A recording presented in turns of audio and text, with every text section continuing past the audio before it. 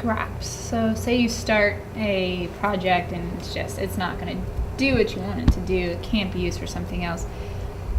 What do you have?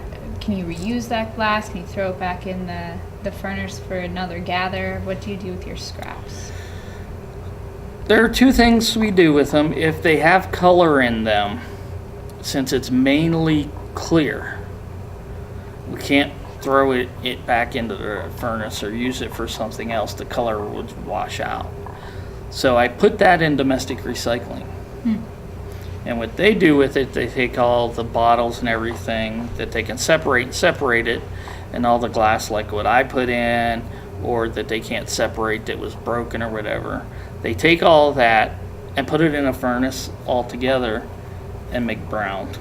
Yeah. For some reason it turns brown, doesn't matter what color, darker or lighter brown.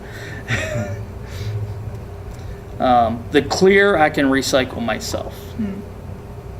So we put that in a different bucket, and it is actually better that when you're putting glass in the furnace, you throw in that clear already glass.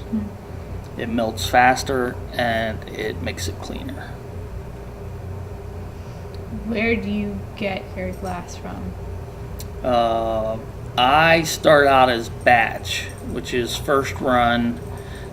It's a powder, looks like flour, and I'll put it in the furnace, take it up to 2300 degrees for 6 hours, and let it sit there and then cool back down to working temperature.